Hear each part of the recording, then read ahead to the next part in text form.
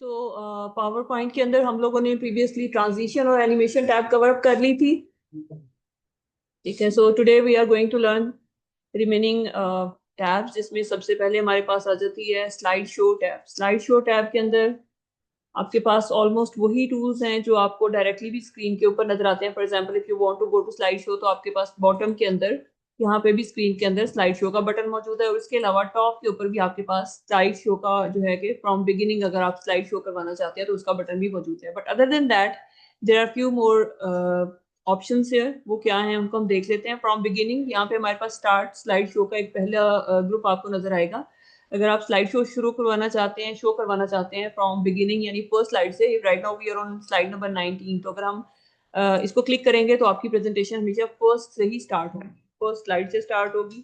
Then from current slide, दूसरा जो button है that is to present your presentation from the current slide. अगर हम फोर्थ स्लाइड के ऊपर है और अगर हम अपनी ऑडियंस के साथ यहीं से प्रेजेंटेशन शो करना चाहते हैं, तो आप फ्रॉम करंट स्लाइड को चूज करेंगे तो आपकी प्रेजेंटेशन वहीं से रन होना शुरू हो जाएगी और आपकी ऑडियंस के साथ शेयर होना शुरू हो जाएगी।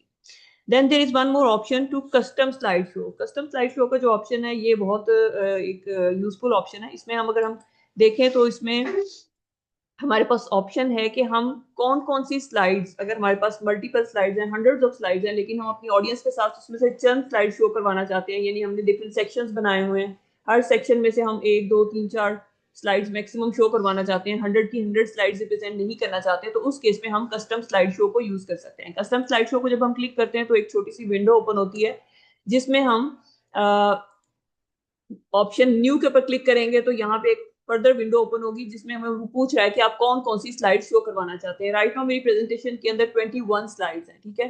तो मेरी मर्जी है कि मैं आपके साथ उसमें से कुछ स्लाइड्स अगर आपको स्लाइड शो के अंदर दिखाना चाहूँ तो मैं उनको सिलेक्ट कर सकती हूँ। For example, I want to select slide 1, slide 3, ठीक है, और इसी तरह से स्लाइड नंबर 6, और मतलब जितनी भी, अगर मेरे पास हंड्रेड ऑफ स्लाइड्स हैं तो मैं 100 की 100 आपके साथ शेयर नहीं करना चाहती, मैं कुछ आपके साथ शेयर करना चाहती हूँ, तो उस केस में I can select custom show.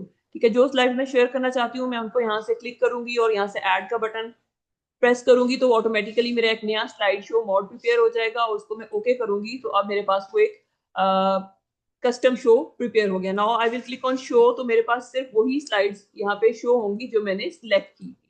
ठीक है, तो इस तरह से अगर आपके पास बहुत ज्यादा स्लाइड्स हैं और आप उनमें से कुछ स्लाइड अपनी ऑडियंस के साथ शेयर करना चाहते हैं, तो आप कस्टम शो के ऊपर जाके उसको सिलेक्ट कर सकते हैं। मैंने इससे पहले प्रीवियस क्लास के अंदर एक कस्टम बनाई थी, तो उसमें मैंने कुछ स्लाइड सेलेक्ट की थी, वो इस कस्टम शो के अंदर मौजूद है। ठीक है, तो इस तरह से आप मल्टीपल स्लाइड में से मल्टीपल कस्टम शोज प्रिपेयर कर सकते हैं। एक पहली क्लास के साथ मैंने कुछ और स्लाइड चूज की थी, दूसरी क्लास आप लोगों की है तो उसके साथ मैंने कुछ और स्लाइड चूज की है। तो जितनी नंबर ऑफ कस्टम्स आप प्रिपेयर करते चले जाएंगे उतने ही आपके वो इंडिविजुअल आपके पूरी स्लाइड्स में से लेक्चर्स एक किस्म के प्रिपेयर हो सकते हैं। आपकी मर्जी है कि आप अपनी किस तरह की ऑडियंस है उसके साथ कौन कौन सी चीजें शेयर करना चाहते हैं, तो आप एक कस्टम शो प्रिपेयर कर सकते हैं।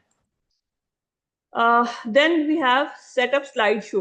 सेटअप स्लाइड शो का जो ऑप्शन है ये आपको फर्दर कुछ एडवांस ऑप्शंस देता है। ये अभी फिलहाल तो आपके लिए इतना जरूरी नहीं, लेकिन इसको देख लें कि अगर आप अपनी प्रेजेंटेशन जो है वो किसी कॉन्सर्ट के अंदर या किसी इस तरह के इवेंट के अंदर शो करना चाहते हैं, तो वहां पे आपके पास कुछ इसमें इंडिविजुअल ऑप्शंस आ जाते हैं। जैसे आप कियोस्क के साथ, स्पीकर्स के साथ उसको अटैच करना चाहते हैं, और उसके साथ आप कुछ कोई ऐसा आपकी प्रेजेंटेशन में पार्ट है जो आप लूपिंग करना चाहते हैं, बार बार वो चलाना चाहते हैं। ठीक है, जैसे अक्सर आपने देखा होगा सेमिनार्स के अंदर या डिफरेंट इवेंट्स के अंदर कोई प्रेजेंटेशन है वो रिपीट हो रही है बार बार। ठीक है, तो उसके लिए हम उसको लूप कर सकते हैं।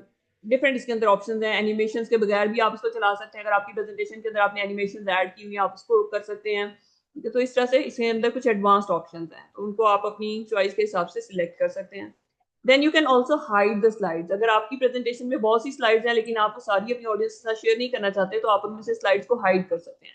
जिस स्लाइड को आप हाइड करेंगे वो ऑटोमेटिकली आपकी स्लाइड के अंदर से, स्लाइड शो के अंदर से वो हट जाएगी। ठीक है, एक तो आपका कस्टम शो का ऑप्शन है, दूसरा आपके पास स्लाइड्स को हाइड करने का ऑप्शन है। तो आपने स्लाइड्स को हाइड करते जाना है और वो आपकी स्लाइड शो के अंदर शो नहीं होंगी, लेकिन जब आप उसको दोबारा से क्लिक करके हाइड को क्लिक करेंगे तो आपका अनहाइड हो जाएगा, यानी दोबारा से अपीयर हो जाएगा लिस्ट के अंदर। Then we have the option to rehearse. Rehearse करना क्या होता है, जैसे आपकी कोई प्रेजेंटेशन है, आपने अपनी उसकी रिहर्सल करनी है कि मैं इसको कितनी देर में अपनी ऑडियंस के साथ शेयर कर लूंगा। जैसे हम लोग अपनी कोई थीसिस की प्रेजेंटेशन होती है, उसमें टाइम फिक्स होता है। ठीक है, आपने 10 मिनट के अंदर अपनी पूरी बात अपनी ऑडियंस के साथ शेयर करनी है, तो उस केस में आप रिहर्स कर सकते हैं। रिहर्स करने के लिए क्या होगा, आप जब इस पे क्लिक करेंगे तो आपके पास जो विंडो ओपन होगी उसमें आपके पास यहाँ पे रिकॉर्डिंग का ऑप्शन आएगा। तो हर इंडिविजुअल स्लाइड का वो आपका टाइम रिकॉर्ड करता चला जाएगा। फॉर एग्जांपल मैं पहली स्लाइड को जो टाइम दे रही हूँ राइट नाउ, मेरा उसका टाइम चल रहा है। जब मैं इसको नेक्स्ट स्लाइड पे मूव करूंगी तो अब जो है वो नेक्स्ट स्लाइड के ऊपर मैं जितनी देर बात करूंगी या जितनी देर मैं उसके बारे में अपनी ऑडियंस के साथ शेयर कर रही हूँ, उतनी देर जो है वो उसका टाइम रिकॉर्ड करता रहेगा जब तक मैं इसको नेक्स्ट स्लाइड पे नहीं लेके जाती। तो इस तरह से आप अपनी प्रेजेंटेशन की रिहर्सल कर सकते हैं अगर आपने अपनी चेक करना है कि मैं कितनी देर में ये अपना जो अपनी बात है वो ऑडियंस के साथ शेयर कर लूँ। ठीक है, तो इस तरह से आप इसको रिकॉर्ड कर लें, उसके बाद आप एंड शो करेंगे। ठीक है, तो पहले आपसे वो पूछेगा कि आपकी रिकॉर्डिंग को टाइम को स्टोर करें और उसके बाद आप इसको जो है वो देख सकते हैं। तो यहाँ पे उसने टोटल टाइम जो है वो स्लाइड शो का बता दिया है कि कितनी देर में मैंने अपनी जो भी 3-4 स्लाइड्स हैं उनको किया है, और उसको आप सेव कर सकते हैं या कैंसिल भी कर सकते हैं। Then you can also record your presentation. अपनी प्रेजेंटेशन को, जैसे अक्सर आपने यूट्यूब के ऊपर देखा होगा कि लोग अपनी जो भी लेक्चर्स हैं वो रिकॉर्ड कर रहे होते हैं, तो उसके लिए यहाँ पे हमारे पास रिकॉर्ड का ऑप्शन है। रिकॉर्ड का जब आप क्लिक करेंगे तो आपके पास दो ऑप्शन हैं, या तो आप करंट स्लाइड से, जो स्लाइड राइट नाउ आपकी स्क्रीन के ऊपर आ रही है, या from the beginning of the presentation आप उसको रिकॉर्ड कर सकते हैं। फॉर एग्जाम्पल मैं बिगिनिंग से इसको रिकॉर्ड करना चाहती हूँ, तो मैं अपनी जब बिगिनिंग पे रिकॉर्ड फ्रॉम बिगिनिंग पे क्लिक करूंगी तो ये एक विंडो ओपन हो जाएगी, उसमें यहाँ पे रिकॉर्ड, प्ले और स्टॉप के बटन हैं। सो ऑटोमेटिकली जब मैं रिकॉर्ड को क्लिक करूंगी तो मेरी ये प्रेजेंटेशन रिकॉर्ड होना शुरू हो जाएगी, और उसके साथ साथ जो है now this presentation is being recorded. ठीक है, तो इसको जब मैं स्टॉप करूंगी तो मेरी वो सारी रिकॉर्डिंग जो है वो स्टॉप होकर, और उसके बाद वो मुझसे पूछेगा कि क्या इसको मैं सेव करना चाहती हूँ या नहीं करना चाहती हूँ, या क्लियर करना चाहती हूँ रिकॉर्डिंग्स को। तो इस तरह से आप अपनी प्रेजेंटेशन को, अगर आप कोई लेक्चर्स यूट्यूब के लिए बना रहे हैं तो, या किसी के साथ शेयर करने के लिए बना रहे हैं प्रेजेंटेशन के ऊपर से, तो आप इसको रिकॉर्ड कर सकते हैं। Then we have the next, again एक और यहाँ पे टैब है which is specifically for recording. Recording में भी वही आपके ऑप्शंस हैं कि आप रिकॉर्ड करना चाहते हैं अपनी प्रेजेंटेशन को। जो प्रीवियसली स्लाइड शो के अंदर ऑप्शन थे वही यहाँ पे भी शो होंगे। स्क्रीन रिकॉर्डिंग का ऑप्शन भी यहाँ पे है। स्क्रीन रिकॉर्डिंग में जब आप जाते हैं तो आपकी पूरी जो भी स्क्रीन है उसकी रिकॉर्डिंग शुरू हो जाएगी। ठीक है, जब हम प्रेजेंटेशन के अंदर से रिकॉर्ड करते हैं तो इंडिविजुअली आपकी स्लाइड का एरिया शो होगा, लेकिन अगर आपने अदर देन प्रेजेंटेशन भी अपनी ऑडियंस के साथ कोई और कंटेंट भी शेयर करना है तो आप उसको स्क्रीन रिकॉर्डिंग के थ्रू रिकॉर्ड कर सकते हैं। इसके अलावा रिव्यू टैब भी थोड़ी सी इसमें कहने के उतनी ज्यादा इंपॉर्टेंट नहीं है जितनी एमएस वर्ड के अंदर है। रिव्यू टैब में हमारा सबसे इंपॉर्टेंट जो पार्ट होता है दैट इज टू चेक, जिसको हम कहते हैं प्रूफिंग। प्रूफिंग में हम क्या कर सकते हैं, स्पेलिंग चेक कर सकते हैं, ग्रामर चेक कर सकते हैं। आपने प्रेजेंटेशन बना ली है लेकिन आपको ये नहीं श्योरिटी कि आपके जो स्पेलिंग्स हैं प्रेजेंटेशन के अंदर वो ठीक है या नहीं है, तो आप उसको डायरेक्टली स्पेल चेक पे जाके जहां जहां आपकी प्रेजेंटेशन के अंदर स्पेल मिस्टेक्स होंगी वो हाईलाइट होती चली जाएंगी। साइड पे आपका एक स्पेलिंग का पेन ओपन हो जाएगा। राइट नाउ उसने हाईलाइट किया मेरा यहाँ पे जो वर्ड है AICT। ठीक है, तो वो ये चूंकि डिक्शनरी का पार्ट नहीं है तो वो यहाँ पे उसको बता रहा है कि मैं इसकी मल्टीपल, इसकी रिप्लेसमेंट में कोई और वर्ड शो ऐड करना चाहती थी, या मैंने ये इंटेंशनली यहाँ पे ऐड किया है। तो अगर मुझे लगेगा कि ये वर्ड मेरे से गलती से ऐड हो गया तो मैं यहाँ से उसको जो भी मुझे सही ऑप्शन लगेगा मैं इसको क्लिक करके और उसको चेंज कर दूंगी। या मेरी प्रेजेंटेशन के अंदर यही वर्ड अगर मल्टीपल टाइम्स आ रहा है तो मैं चेंज ऑल करूंगी तो एक ही गो में वो वर्ड मेरा रिप्लेस हो जाएगा। लेकिन अगर मुझे लगता है कि ये मैंने यही वर्ड ऐड किया था और मैंने इसको रिप्लेस नहीं करना, then I will ignore once और इग्नोर ऑल। तो ऑटोमेटिकली अब वो मेरी उस मिस्टेक को मिस्टेक कंसिडर नहीं करेगा। Then we have the option for language. ठीक है, लैंग्वेज चूंकि हमने इंग्लिश में ही काम करना है तो लैंग्वेज इंग्लिश में ही बेहतर है यहाँ पे। और मेरा ख्याल है इसमें कोई इतना ज्यादा इंपॉर्टेंट नहीं है। Then we have view tab.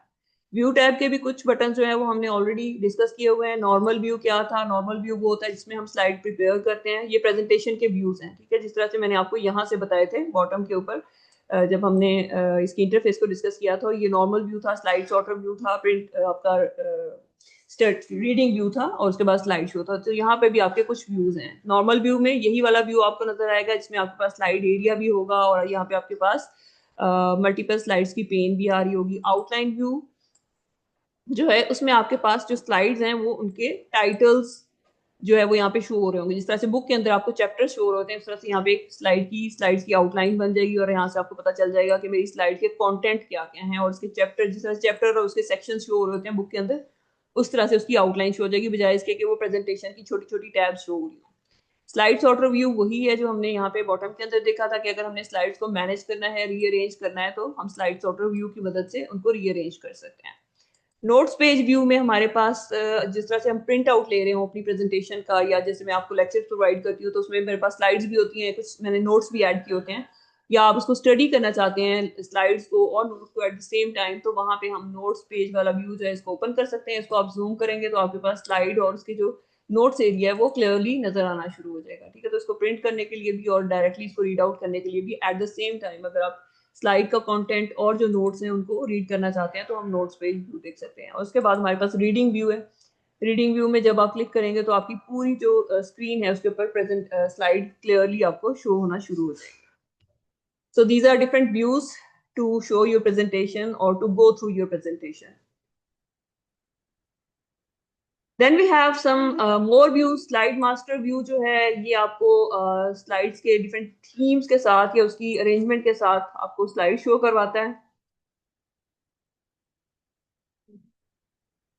ठीक है, हैंड आउट मास्टर में आप उसको जो भी आपकी स्लाइड्स हैं उनको एज ए हैंड आउट यहाँ पे देख सकते हैं आपने अगर उसके अंदर ऐड की हुई हैं।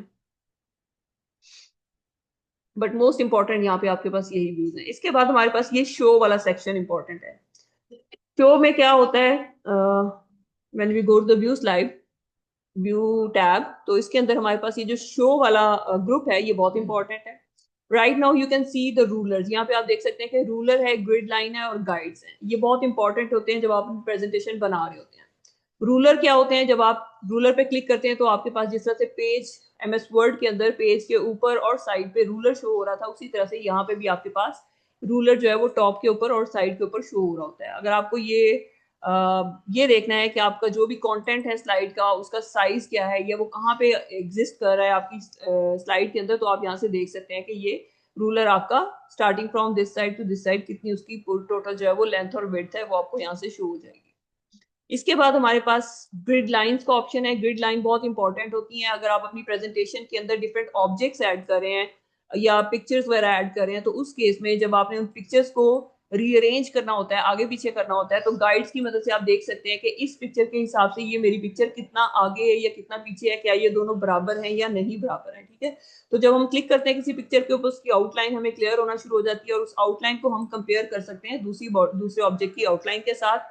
और इस तरह से ग्रिड लाइंस की मदद से आप देख सकते हैं कि आपकी जो भी ऑब्जेक्ट्स आपने ऐड किए हुए हैं वो आपकी स्लाइड के अंदर पैरेलल हैं या नहीं पैरेलल हैं, इस तरह से। और उसके बाद हमारे पास जो गाइड का ऑप्शन है ये भी बहुत इंपॉर्टेंट है। गाइड का ऑप्शन क्या करता है, जब हम अपनी ऑब्जेक्ट्स को मूव कर रहे होते हैं, इसको छोड़ें, यहाँ पे जिस तरह से मैंने यहाँ पे मल्टीपल ऑब्जेक्ट्स ऐड किए हुए हैं। ठीक है, जब मैं एक ऑब्जेक्ट को हिला के दूसरे ऑब्जेक्ट के हिसाब से उसके पैरेलल में या कहीं पे रखने की कोशिश करती हूँ तो आप देखेंगे कि यहाँ पे कुछ एरोज अपीयर हो रहे हैं। ठीक है, ये मुझे गाइड कर रहे हैं कि मेरा ये ऑब्जेक्ट दूसरे ऑब्जेक्ट के हिसाब से कितना उसके बराबर है, ये टॉप से कितने डिस्टेंस के ऊपर है और कौन सी चीजें जो है वो एक लीनियरली एक दूसरे के पैरेलल आ रही हैं कि नहीं आ रही हैं। ठीक है, right now I am putting this picture parallel to the other one, तो आप देख सकते हैं कि यहाँ पे कुछ गाइड्स अपीयर हो रहे हैं स्क्रीन के ऊपर, कुछ डॉटेड लाइंस आ रही हैं जो ये बता रही हैं कि ये जो मेरा ऑब्जेक्ट है जिसको मैं मूव कर रही हूँ ये दूसरे ऑब्जेक्ट्स के साथ रेफरेंस में कितना सही आ रहा है या कितना सही नहीं आ रहा है। इसी तरह से जब मैं इसको इसकी बॉटम पे लाने की कोशिश करूंगी तो यही गाइड्स जो है वो मेरे टॉप से बॉटम की तरफ अपीयर होंगे और वो मुझे बताएंगे कि ये मेरा ऑब्जेक्ट जो है ये प्रेजेंटेशन के अंदर इस स्लाइड के अंदर दूसरे ऑब्जेक्ट के हिसाब से कितना सही है, इसकी पोजीशनिंग सही कर रही हूँ या ये नहीं कर रही। ठीक है, तो अब जब आपने ऑब्जेक्ट्स को रीअरेंज करना होता है या उनकी पोजीशन को सेट करना होता है तो वहां पे ये गाइड्स आपकी बहुत हेल्प करते हैं और आपको खुद से अंदाजा लगाने की जरूरत नहीं होती, ऑटोमेटिकली आपको पता चल जाता है कि अगर मैं इन दोनों को बराबर रखना चाहती हूँ और कोई तीसरा ऑब्जेक्ट भी मेरे पास यहाँ है तो वो मुझे ये भी बताएगा। फॉर एग्जाम्पल मैं एक और ऑब्जेक्ट यहाँ पे लेके आ रही हूँ तो वो मुझे बताएगा कि इन ऑब्जेक्ट्स के दरमियान स्पेस जो है वो इक्वल है या नहीं है, ये तीनों एक दूसरे के साथ किस तरह से सेंट्रलाइज है या नहीं है। ठीक है, तो इस तरह से जब आप कोई ऑब्जेक्ट्स को रीअरेंज कर रहे होते हैं तो उस जगह पे गाइड्स आपके बहुत हेल्प करती है। इसी तरह से ग्रिड लाइन का भी ऑलमोस्ट वही फंक्शन है। ग्रिड लाइन ये है कि हर टाइम विजिबल होती है, जबकि गाइड्स जो है जब आप ऑब्जेक्ट को मूव करते हैं उस टाइम पे कुछ आपको डॉटेड लाइन जो है वो गाइड करती है कि आपका ऑब्जेक्ट किस जगह पे जा रहा है, आप उसको सही लेके जा रहे हैं कि नहीं लेके जा रहे हैं।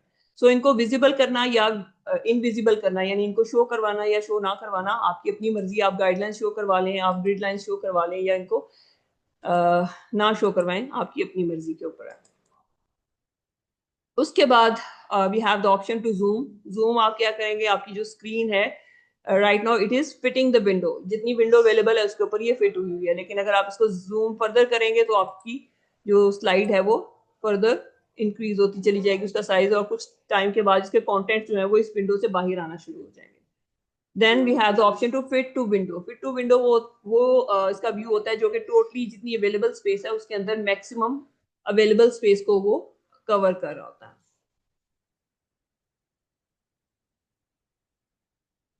So this is all about the power point. जितना आपके लिए मेरा ख्याल है सीखना जरूरी है, दैट इज ये मोर देन इनफ है। आप प्रेजेंटेशन बनाएं, आप अपनी प्रेजेंटेशन को डिजाइन करें, उसके लिए आपको इतनी चीजें के बारे में पता होना काफी है, ठीक है।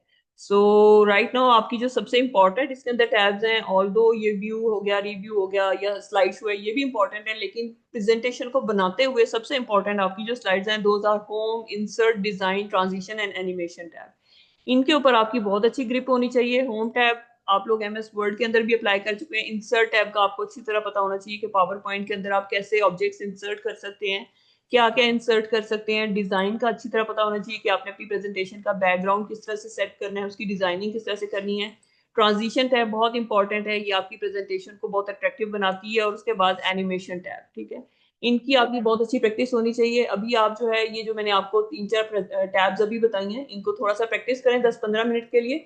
उसके बाद मैं आप लोगों के साथ एक असाइनमेंट शेयर करती हूँ। आपने वो प्रेजेंटेशन उस स्टेप जिस तरह से एमएस वर्ड की आपको असाइनमेंट दी थी, टास्क दिए थे, उसी तरह से पावर पॉइंट के टास्क हैं उनको आपने यहाँ पे लैब के अंदर परफॉर्म करना है, ठीक है। तो अभी जी मैं खुद ही बंद कर रही हूँ इसको।